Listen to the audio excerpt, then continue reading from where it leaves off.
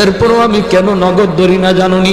4 শ্রেণীর কারণে। লাউলা মাশাইখ রুক্কা ওয়াল শাবাব খুশা ওয়াল আতফাল রুদ্দা ওয়াল আনআম রুত্তা। আল্লাহ বলেন 1 নম্বর হলো ওই বৃদ্ধ মানুষগুলি এখনো জমিনে এমন কিছু সাদা দাড়ি সাদা চুল আমার কিছু বৃদ্ধ বান্দা বান্দি আছে রে, কোমর বাঁকা হইতে পারে না, করতে পারে না, কষ্ট হয়, হাঁটুতে ব্যথা, কোমরে ব্যথা, এরপরেও আমি আল্লাহর কুদরতি কদমে সেজদা দেয়, কষ্ট হয়, এরপরেও আমার কদমে সেজদা দেয়। এই সেজদার দিকে তাকাইলে জমিনের প্রতি মায়া লেগে যায়। 2 নম্বরে আল্লাহ বলে ওয়াশবাবু খুশা, কত যুবক অন্যায় কাজের দিকে দৌড়ায়, নাপাক প্রেম ভালোবাসার দিকে দৌড়ায়, জিনা বেবিচার মদ গাঞ্জার দিকে কত যুবক দৌড়ায়। আল্লাহ বলেন কিন্তু এখন এমনও কিছু যুবক আছে যেই যুবক যৌবনের পাগলামি করে না, তার মনেও পাগলামি করতে চায়, তারও গুনার দিকে তার মন ডাকে কিন্তু যায় না। আমি আল্লাহর ভয়ে যুবক গুনার দিকে যায় না, মসজিদে গিয়ে হাজির হয় না, পাক ভালোবাসা প্রেমের দিকে মন দেয় না, আমি আল্লাহর প্রেম অন্তরের ভিতরে জমায়া নেয়। ওই যুবকের সেজদা যখন জমিনে দেয়, তার সেজদার দিকে তাকাইলেও এই গুনাহগার জমিনের প্রতি আমার মায়া লেগে যায়।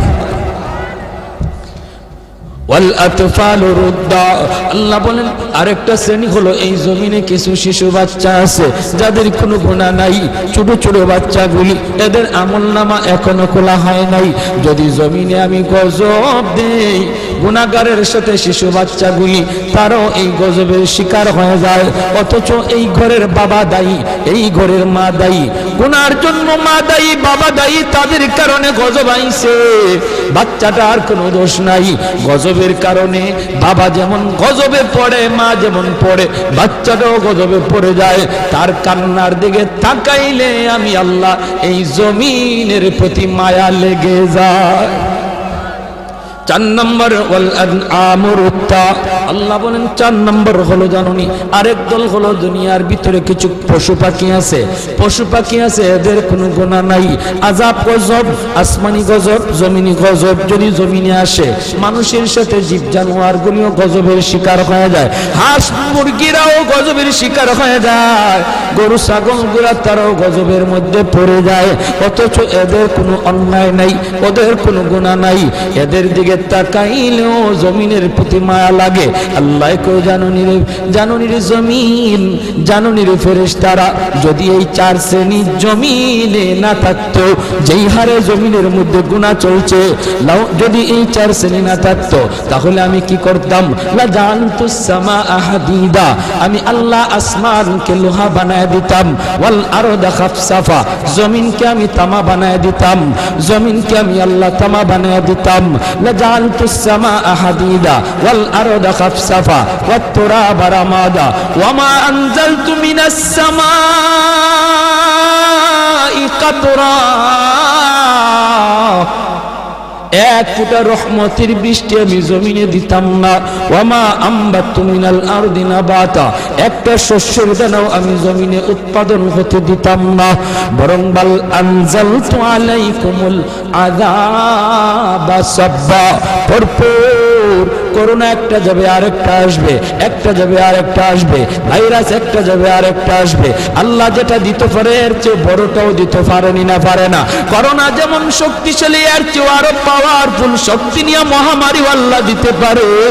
আল্লাহ কই যদি এই 4 শ্রেণী জমিনে না থাকতো, আমি আল্লাহ পরপর শুধু জমিনের মধ্যে গজব দিতাম।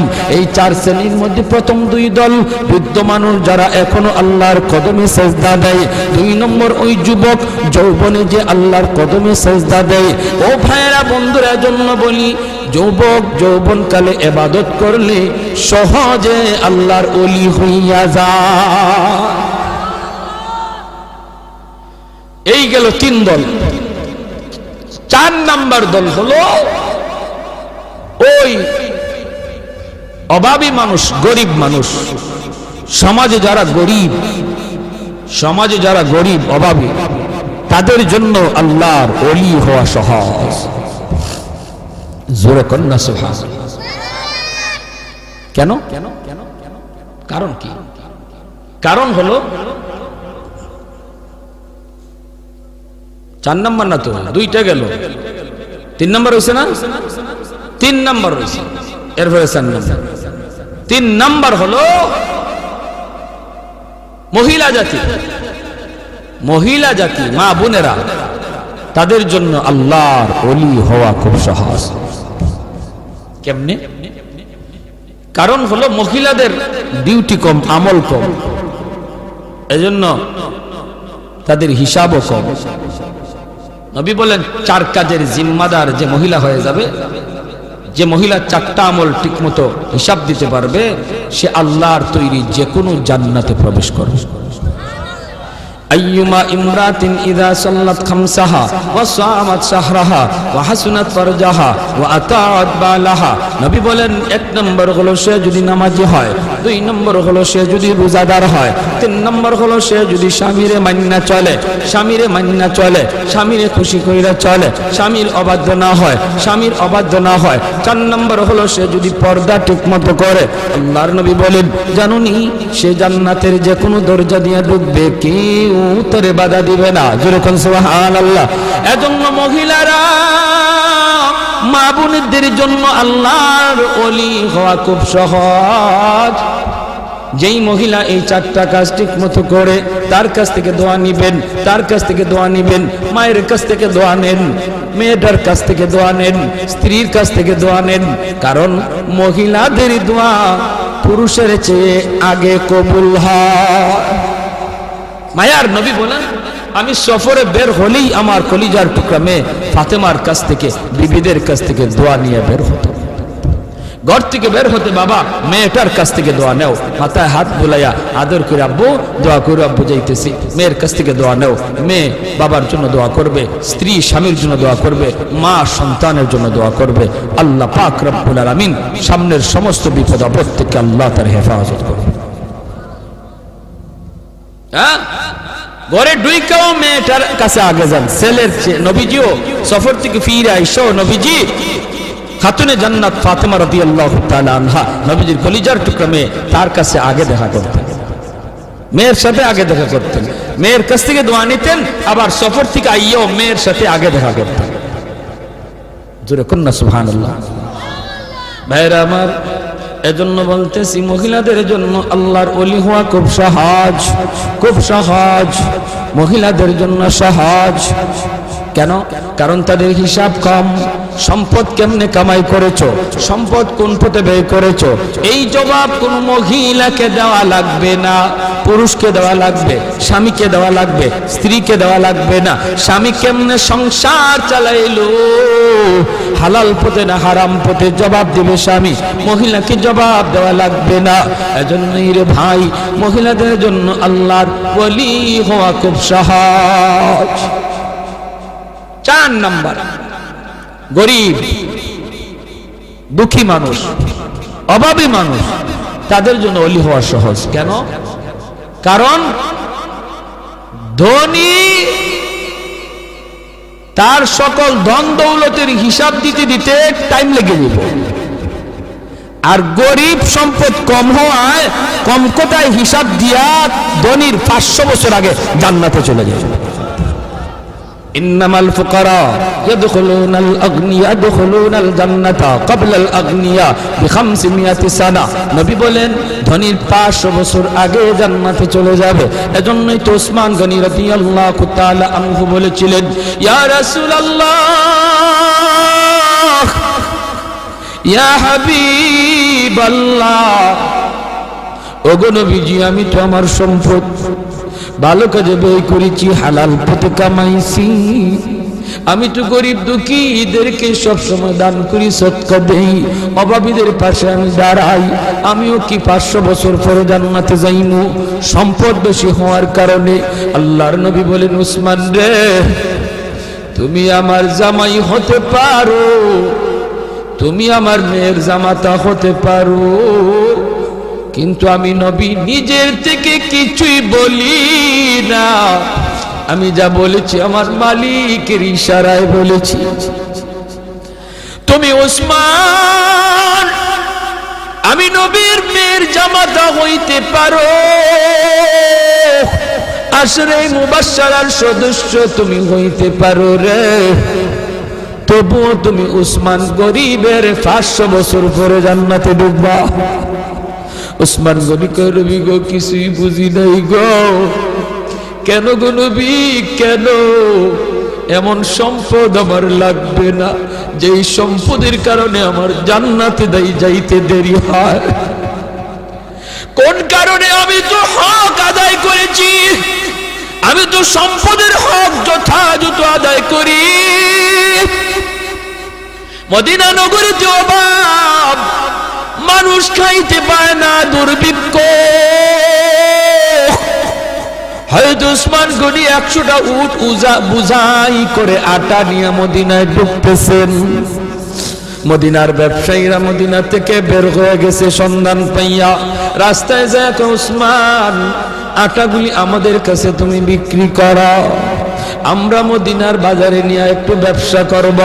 পাইকারের দল তারা মদিনা থেকে বের হয়ে গেছে, আগে কিনে ব্যবসা করত। হয়তো উসমান কই তোমরা আমার আটার দাম কত দিবা? পাইকারের দলেরা কয় আমরা 2 দিব, তুমি যেটা 1 টাকা দিয়ে কিনছো আমরা 2 টাকা দেব, 2 গুণ বেশি দিব। উসমান গনি কয় না না হবে না, আমার মালের দাম আরো উঠছে। জোরে কর না সুবহানাল্লাহ। মালের দাম আরো বাড়ছে, মালের দাম আরো এর চেয়ে আরো বেশি একজনে কইছে। এমনি পাইকাররা কয়, ব্যবসায়ীরা কয় উসমান নেও দিলাম 3 টাকা 3 গুণ। উসমান গনি কয় আরো বেশি কইছে, কয় দিলাম উসমান 4 গুণ। উসমান গনি কয় আরো বেশি দাম হইছে। পাইকাররা কয় উসমান রে কাল থেকে নিয়ে আজ বিকাল পর্যন্ত একটা খেজুরের দানাও আমার পেটে পড়ে নাই। আল্লাহ নবীর চোখ থেকে দর দর করে পানি পড়ে নবী কাঁদবেন। মদিনার মসজিদে নববীর ভিতরে কান্নার রুল পড়ে গেল। এত বড় জলিলুল কদর সাহাবী আব্দুল্লাহ ইবনে মাসউদ রাইসুল ফুকাহাদের ভিতরে একজন। আল্লাহর নবী যখন কান্দেন সাহাবীরাও কান্দে। এবার নবী কো ওরে উসমান একটু খেয়াল করে শোনো রে উসমান, তুমি একদিনের হিসাব দিতে 3 কথা বলা লাগছে, টাইমও লাগছে বেশি। আমার আব্দুল্লাহ 1 কথা জবাব দিয়ে দিছে, টাইমও লাগছে কম। হাসরের মাঠে মালিক বলবেন বান্দা আয় আয়, যার যার জীবনের হিসাব দিয়ে যা রে। কে সম্পদ কেমনে কামাই করছো, কেমনে ব্যয় করছো, এই হিসাব না দিয়ে কেউ সামনে যেতে পারবে না। তখন ধনী যারা, তোমরা ধনীরা যখন সামনে দাঁড়াবে সম্পদের হিসাব দিবে। সম্পদ ভালো পথে আয় করেছো, হালাল পথে আয় করেছো, হালাল পথে ব্যয় করেছো, কিন্তু দেওয়া লাগবে হিসাব। দিতে যায় তোমাদের সময় বেশি লাগবে, কারণ তোমাদের সম্পদ বেশি। আরেকদিকে দেখা যায় গরিব একজন পিছনে দাঁড়ায় রয়েছে। আল্লাহ পাকের কুদরতি নজর ওই গরিবটার দিকে যায় পড়বো। আল্লাহ তখন বলবে বান্দারে তুই বাইপাস হিসাব দেওয়ার জন্য চইলা আয়, ওর সম্পদ বেশি, সময় লাগবে, তোর সম্পদ কম, কম কথায় জবাব দিয়া জান্নাতে চলে যা। আর একটু জোরে কোন সুবহানাল্লাহ। এজন্য যার সম্পদ কম তার হিসাবও কম, তার টাইমও কম। আল্লাহ নবী কয় ইন্নামাল ফুকারা ইয়াদখুলুনাল জান্নাতা ক্বাবলাল আগনিয়া বি500 সানা। 500 বছর আগে আল্লাহ জান্নাত দিয়ে দিব। এর জন্যই নবী বলছে আল্লাহুম্মা আহইনি মিসকিনা ওয়া আমিতনি মিসকিনা ওয়া হাশুরনি ফি জুমরাতিল মাসাকিন।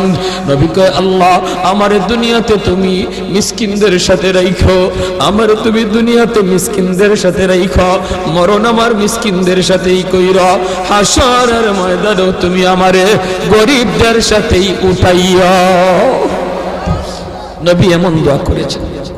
এজন্যই 4 নাম্বার যেই দল মানুষ যারা ওলি হওয়া সহজ, সারা হলো গরিব মানুষ। ওই গরিব মানুষটা যখন ফজরের সময় উঠে হাল চাষ করতে যাবে, যদি একটু ইয়াদ করে, আল্লাহ আল্লাহ তুমি আমার সুস্থ রাখছো বিদায় আমি এখন হাওড়ে যাইতেছি, মালিক তোমার হুকুমটা পালন করতেছি, আজান হইতেছে ফজরের, হাল চাষে পরে যাও, আগে তুমি ফজরের নামাজটা পড়ে নাও। আল্লাহর কাছে এত প্রিয়, ধনী লোকটা দান করে যেই সব পাইব, ওই সব আল্লাহ পাক তুমি যে অন্তর থেকে খালি নিয়ত করছো, হায় রে আমার যদি এত টাকা থাকতো আমিও দান করতাম, আল্লাহ ধনীর সমান সব তোমার আমল নামায় দিয়ে দেবে। ভাইরা এজন্য বলতেছিলাম, যুবক দিলটার একটু নরম করো, হাত জোর করে বলি, আর কত গুনাহ করবা, আর কত মসজিদ থেকে দূরে থাকবা, আর কত বাপ মারে কাঁদাইবা, আর কত আল্লাহরে নারাজ করবা। জীবনের